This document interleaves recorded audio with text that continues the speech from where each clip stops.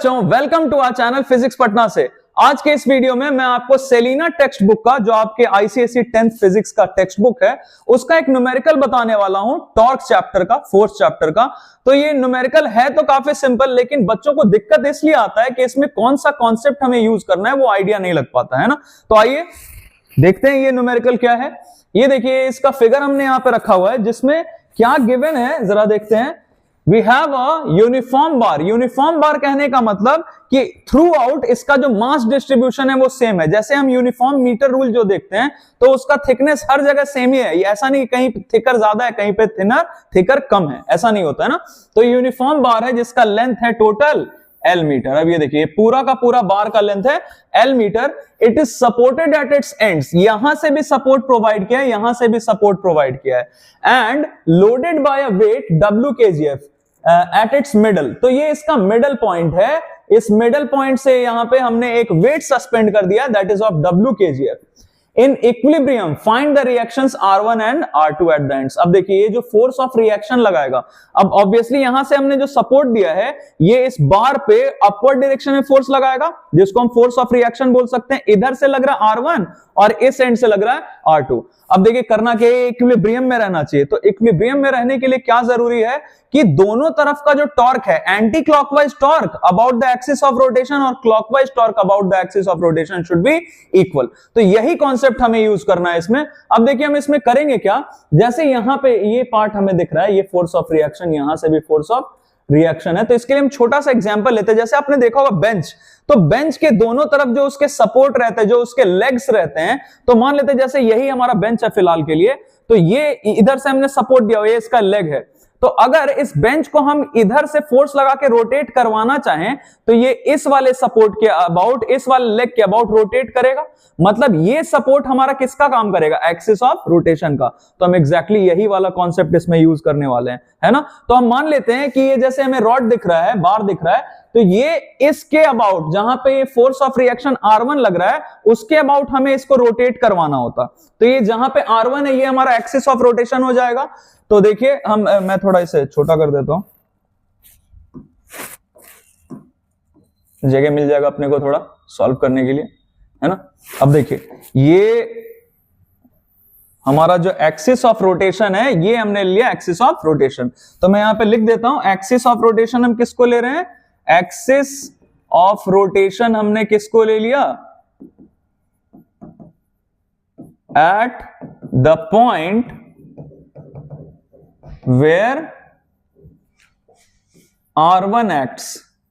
जिस पॉइंट पे force of reaction R1 act कर रहा है, इस पॉइंट को हमने ले लिया है एक्सिस ऑफ रोटेशन। अब देखिए, अगर इसको एक्सिस ऑफ रोटेशन लिया है तो हमारे पास दो फोर्स है। पहला फोर्स ये रिएक्शन R2 जो कि ऊपर के डायरेक्शन में एक्ट कर रहा है, और दूसरा फोर्स ये W kgf जो कि मिडल पॉइंट से इसको सस्पेंड कर रखा है, जो डाउनवर्ड डायरेक्शन में एक्ट करेगा। ऑब्वियसली वेट किधर एक्ट करता है, डाउनवर्ड डायरेक्शन में। तो इन दोनों फोर्स की वजह से क्या टॉर्क प्रोड्यूस होगा वो पहले फाइंड करते हैं। तो देखिए जरा, इस वाले फोर्स की वजह से ये ऊपर के डायरेक्शन में लग रहा है, तो आपको जैसे दिख रहा होगा, ये किधर रोटेट करेगा, एंटी क्लॉकवाइज डायरेक्शन में। ये इसको किधर रोटेट करवाना चाहता है, एंटी क्लॉकवाइज डायरेक्शन में। तो हम पहले इसके वजह से जो टॉर्क प्रोड्यूस हुआ है वो फाइंड कर लेते हैं।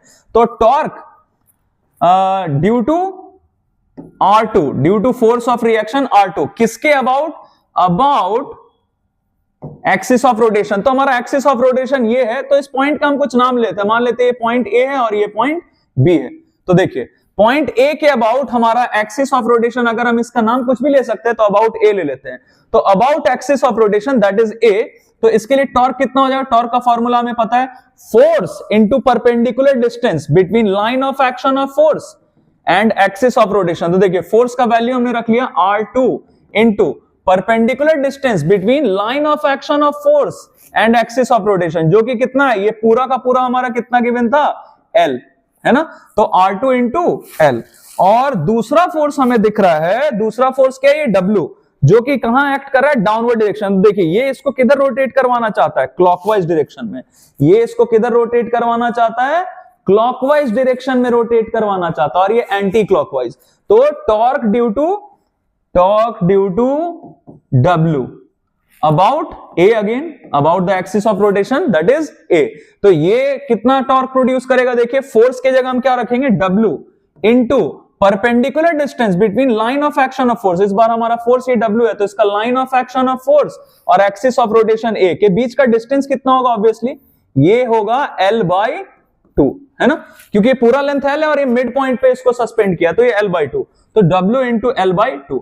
अब देखिए हमें क्वेश्चन में बोला गया कि इक्विलिब्रियम में रहना चाहिए, तो इक्विलिब्रियम में कब रहेगा? जब एंटी क्लॉकवाइज टॉर्क और क्लॉकवाइज टॉर्क इक्वल हो। तो हम यहां लिख लेते हैं, ये हमारा कौन सा टॉर्क है? एंटी क्लॉकवाइज टॉर्क है, और ये हमारा कौन सा टॉर्क है? क्लॉकवाइज टॉर्क है। तो क्लॉकवाइज टॉर्क और एंटी क्लॉकवाइज टॉर्क दोनों इक्वल होने चाहिए। तो हम यहां पे पहले लिखते हैं, अगर हमसे सब्जेक्टिव पेपर में क्वेश्चन सॉल्व करने बोला जाता है तो हमें लिखना होता है कि कौन सा प्रिंसिपल यहां पे अप्लाई कर रहे हैं हम। तो according to principle of movement of force, principle of movement of force हमने यूज किया इसमें, जिसमें क्या होता है? एंटी क्लॉकवाइज टॉर्क और क्लॉकवाइज टॉर्क दोनों इक्वल होंगे। तो देखिए R2 into L should be equal to W into L/2। तो यहां से आपको दिख रहा होगा कि ये L और L तो कैंसिल हो जाएंगे, बचेगा क्या? इधर R2 और इधर W/2। तो ये R2 का वैल्यू हमने फाइंड कर लिया। R2 कितना आ गया? W kgf, है ना। बिल्कुल ऐसे ही आप अगर इसको एक्सिस ऑफ रोटेशन लेट कर लेते, मतलब ये फोर्स लगा रहे हैं और इसके अबाउट ये रोटेट करे, मतलब जो पॉइंट बी है उसके अबाउट अगर ये टर्न करता, रोटेट करता, तो ये होता है एक्सिस ऑफ रोटेशन, मतलब पॉइंट बी होता है एक्सिस ऑफ रोटेशन। तो बिल्कुल यही चीज हम दोबारा रिपीट करेंगे फिर से कि एक्सिस ऑफ रोटेशन बी को लिया है और इधर से हम फोर्स लगा रहे हैं, एक इधर से ए और एक फोर्स लग रहा है यहां से W kgf, तो वो हम कर